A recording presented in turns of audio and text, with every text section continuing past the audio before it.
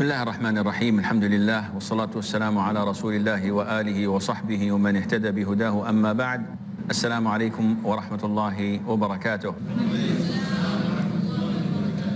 The following hadith in our series of Umdatul Ahkam, and as you know, the book is about 422 hadiths. So we are going and following the sections of fiqh, the sections of jurisprudence, where we learn the rulings of our daily lives and things that related to our livelihood, which is halal and which is haram. So hadith number 268, who would like to read it for us? Yes, brother. Ibn Umar, Allah be pleased with him, reported Allah's messenger as saying, "He who buys food grain should not sell it until he has measured it by sa'a or weight. In another narration, until he has taken possession of it." A similar narration was also reported by Ibn Abbas radiyallahu ta'ala anhu. Okay, the hadith basically talks about the concept of ownership of foodstuff.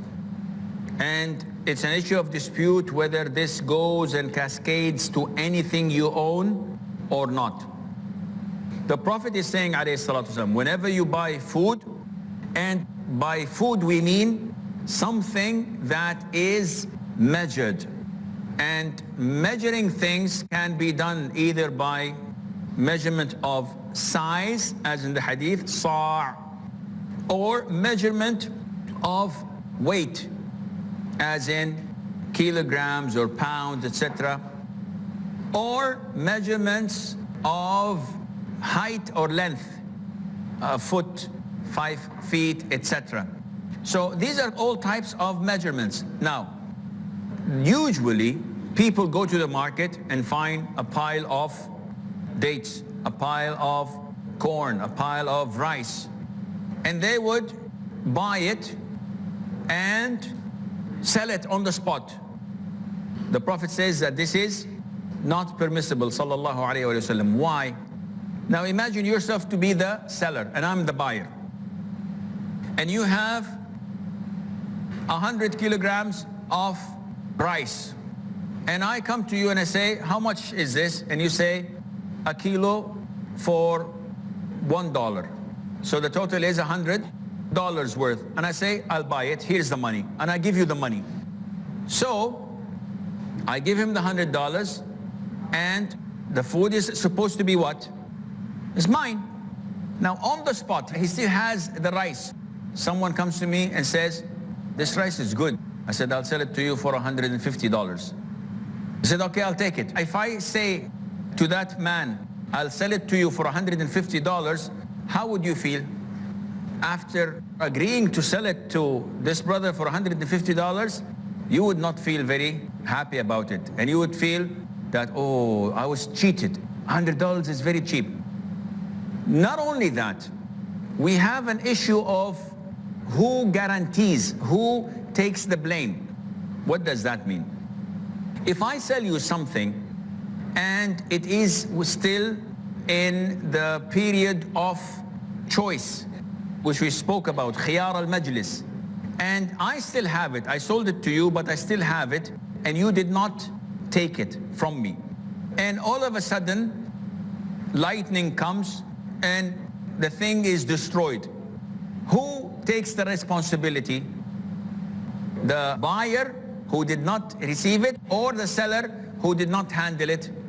We have to look into the case itself. If the seller, he himself was delaying it to give it to the new owner because I want to use it for a day or two, and it is destroyed or harmed, it is my responsibility. Though I took the money, but it's still my responsibility. If the buyer said, okay, I bought it, keep it in your stores, khalas, it's mine, but I need a day or two to prepare some place to put it. And I'm willing. I said, no, take it now. He said, no, you keep it for 2 days. Then it is the buyer's responsibility. That is why when you buy something, the Prophet said, alayhi salatu wasalam, do not sell it until you own it. So now the responsibility falls on you. before the responsibility falls on you when selling it, then I have no means of taking the risk. And risk is an essential thing in making transaction halal or haram. How is that? I'll give you an example. If you come to me and say, I need to buy a watch of this maker, of so-and-so maker. It's found in that shop. And I say, okay, how much it's sold in that shop? You say $1,000. I said, okay, I will buy it, but I will sell it to you for $1,200. Do you agree? He said, yes, I agree. Khalas, sign the contract. Put a down payment or not, no problem. But preferably put a down payment. I go and buy the watch and I give it to the person. My money is in my pocket. I've guaranteed this. Now, if anything happens to the watch in the process, I don't lose anything because he had already bought it before I delivered it. And this is haram. When does it become halal? When he says, I'd like to buy the watch, I tell him, I'll sell it to you, but come tomorrow. And I go and buy the watch and bring it here. I paid for it cash. He comes tomorrow and I say, this is the watch. I'll sell it for you for $1,200. He said, I changed my mind. I said, how do you change your mind? I paid $1,000 for it. Should I change my mind? No obligation. And he leaves. Who's stuck? I'm stuck. Now, I try to sell it $1,000, nobody's buying it. $990, $950, $900, he will buy it. I lost $100. So there is the risk. This is when transaction becomes halal. Because there is a risk. I am guaranteeing the money. If anything happens to it, the product is mine. Unlike riba, when you buy and sell money, there is no loss on you. There is no risk on you. And we will come to discuss this later on, inshallah. Now, is it permissible to sell a pile of rice without measuring it? The Prophet says no, alayhi salam. You have to also measure it. You have to apply your own means of measurement, whether kilogram or size, so that you do not buy just a pile. You buy something that is specific, that is quantified. Because sometimes you see a pile and you think that it's about 100 kg. And you buy it, and when you go home, it's 40 kg. What is this? You have to quantify it, you have to measure it as mentioned in previous hadith. Now, again, the hadith is talking about food stuff, about grain usually, about wheat.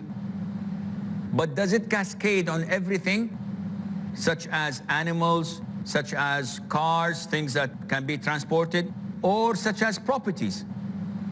Buying a building, buying a villa, buying a flat. Can I sell it before actually possessing it or not? Scholars differ. Some of them say this only applies to removable things, such as food, etc., that I can remove from one place to the other. And the most authentic opinion is that no, it applies in everything you buy. So I'm talking to you, Akhi, how much you want in your flat? You say 200,000. Said, khalas, I buy it. And you say, I sell it. The transaction is made. Shake hands, khalas, intaha, over. Another one calls, said, yes, about the flat you were talking about. He said, yes, I have it. How much are you going to sell it for? 300,000. And the man is still standing. What will happen? Shaitan will come to him. He says, I'm not willing to sell it anymore. 50% I would lose? No, I'm not selling it. We had a deal. Deal or no deal? I'm not selling it. This would cause enmity, hatred among Muslims. So what to do? He has to deliver it. He has to give me possession of it. How? Well, if it's something that is removable, like wheat, like food, how would I possess it? Taking it. Take, this is your food. Thank you. If it's something that is heavy and on transportation, this is the whole lorry is yours. The whole truck is yours. Khalas, this is the money, give me my truck. If it's something that is not movable, like a building, or a house, how would I possess it? By him giving me the keys. Khalas, I took all of my stuff. Here is the key. The house is yours. Now I can sell it. Or by signing the deeds. You know, you go to the government and say that he sold me his property and this is the deeds, and it authenticated, khalas, it's done. So this has to be implemented. This has to be done so that everything would be clear and no hatred, no grudges would come between the Muslims. Otherwise, if you sell something without collecting it, without possessing it, there will be lots of bad feelings included. Again, this goes in foodstuff, in things that can be considered to be means of transportation, animals, cars, etc. And it also can be in real estate, in property. Now, one of the things in current Islamic transactions is known as tawarruq. Tawarruq is to buy something in installments because you need money and you cannot afford to have a loan in cash. So you go to someone and say, I'll buy your car for such and such in installments. He says, agree. You buy the car, you take it and you sell it somewhere else for lesser amount of cash. And then you utilize the cash. A lot of the banks are doing this, but in an un-Islamic fashion. How is this done? This is what we will find, inshallah, after the break. So stay tuned.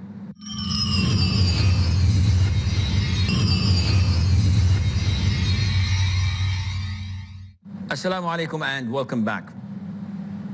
Now, tawarruq, the most authentic opinion is that it's permissible. You need money, no one is lending you, so you buy a property or you buy something in installments for a higher price and then you take it and sell it somewhere else.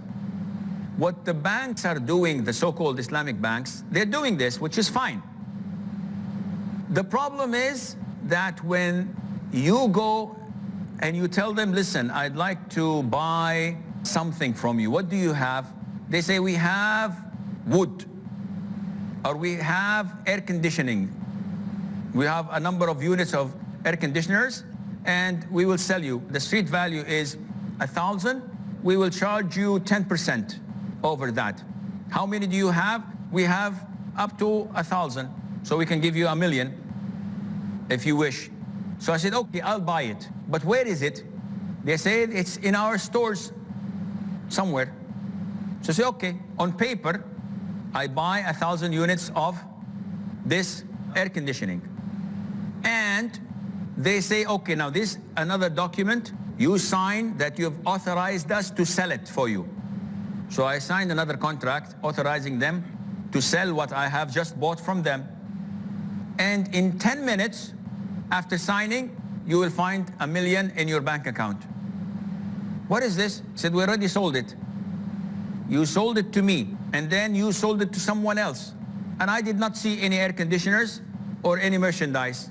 All what I saw was contract signing, and I get the money in my bank account. This is not permissible. This is organized tawarruq, which is forbidden by the Islamic committees, Sharia boards. And this goes on and on. You have to, if you want to buy something like this, you have to possess it.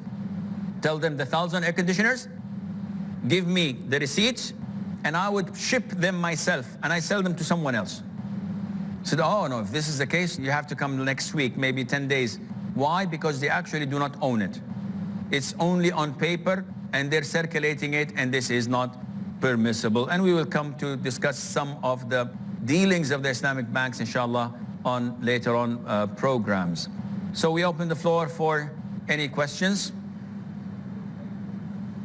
Assalamu alaikum, Sheikh. There are things which are nowadays very popular in buying on, especially in online cases, like on whether it be on eBay or any other website. So we purchase it on installment basis. The price of the thing is different, but when we buy it on installment, it is different, but the interest is not involved. They say 0% interest.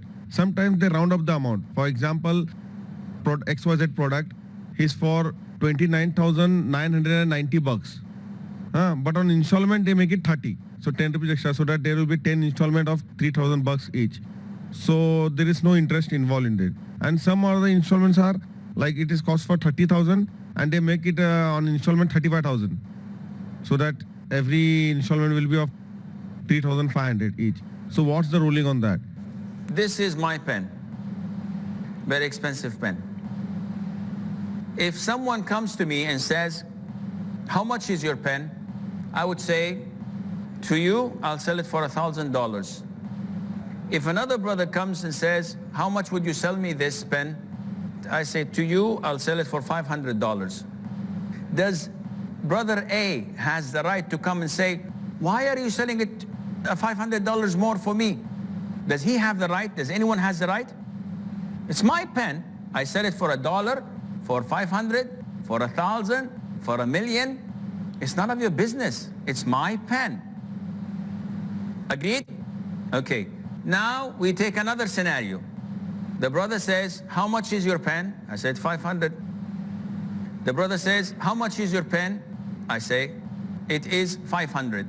He said, I don't have money. So if I were to give you $100 a month, what would you say?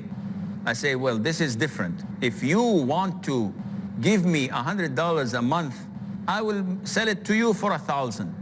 So is there any problem? He said, yeah, this is increase, this is interest. No, it's not interest. We did not make a transaction yet. He can say, no, I don't want it. Or he can say, okay, it's good for me because it's easier for me to give it in installments rather to give it in one go. So selling it in installments is permissible. This is permissible because the merchandise is being delivered, the price is being postponed. And we have 4 types, and we will come to discuss this inshallah later on. We have 4 types when it comes to the merchandise and the price. Either that both are immediate, money, merchandise. There is no problem that this is, no dispute. This is halal, this is selling and buying. Number 2, both are delayed and postponed, meaning I'll buy this pen from you 6 months from now, and I'll give you the money after 1 year. So neither the pen is being sold immediately, nor the price is being given immediately. And this is haram, because this is majhul. This is something unrealized. Now, it will be later on, at a later time, this transaction is not permissible. The third type is when the merchandise is immediate and the price is later. This is halal. Whether it's cash or in installments. Give me the pen for 100, it's the pen. I'll give you the money in 2 months' time. No problem. The opposite is also permissible, is when you pay in advance and you will get the merchandise after a while, 6 months, 1 year. And this is called as-salam. And we will get to this, inshallah, transaction of as-salam in later on programs. So what you're talking about in installments, it's legitimate, it's acceptable. However, the thing is that the price, the final price should be final, in the sense that, okay, I'd like to buy your pen, but we do not discuss the price. So it can be 500 cash or 1,000 in installments. But khalas, you agreed to buy it. This is haram. Before we agree on the selling and buying, you have to determine, you want it 500 or 1,000? If he says 1,000 in installments, this is done. Now, after 5-6 months, he did not pay his installments on time. Can I increase the price and make it from 1,000 to 1,200? No, this is clear riba. The price is unchangeable. $1,000 installments, whether you do it in a year or 5 years or 10 years, it has to be 1,000, no increase, because then the increase would be on the debt, and this is riba. So I hope it's clear, Isham. Yes, Akhi. If I have heap of rice and someone buys it for $100 from me, and he gives me the money and he starts to sell on the spot, and a third man comes and he buys it for $150, can I cancel the deal? No, you cannot cancel, because the deal with the first one has been done. But we have not parted. You know he gave you the money and you accepted. So the deal is done. Now you did not deliver the rice yet. It's still there. Him selling it is forbidden for him as sinful. But you don't have the right to go back on your transaction. And this happens a lot in real estate. When you get someone who has a real estate office and he sells and buys lands. So he's got a plot, someone comes and says, khalas, I'll buy this for 1 million rupees, for example. And you say, okay, agreement. Tomorrow, inshallah, we will go to the governor's office and transfer the deeds in your name. 2 hours later, someone calls, said, how much are you selling this plot for? And I say, how much you're offering? He said, I'm offering 2 millions. 2 millions, double the price. So you call your friend and say, listen, as for the agreement, I canceled it. This is sinful. And this is stealing because the transaction is his, khalas. The money is 100%, or the plot is 100% his, even if he did not give you the money. The minute a Muslim says to the other, I give you my property in this, and he says, I accept, the deal is over as long as they have separated. You can only change your mind if you are still with the brother in the same room, not separated. The brother with the red shirt. Assalamu alaikum. Salam. What is the ruling regarding to digital money? The money is not in our hands, it's in digital form. So what is the ruling behind that? What is digital money? Is it something that you buy digital things so it's not real, it's virtual? It's like the game on Facebooks and you buy a farm and... No, it's not like that. It's actual money I'm talking about. If it is actual money, then it is money. See, it can be banknotes in your hand. So, if I understand your question, digital money is like having a credit card which allows you to buy something online. Is it? Yeah, it's that only. So this is like actual money because at the end of the day, you're gonna pay for it. This money is not for free. It's from your bank account. And likewise, when you buy stuff on the internet through digital money, this is not something from thin air. It is at the end of the day taken from your bank account. So if I understand your question correctly, this is the same ruling as the money. Unfortunately, we come to the conclusion of today's program. So inshallah, looking forward to meet you next time. Until then, fi amanillah. Wassalamu alaikum wa rahmatullahi wa barakatuh.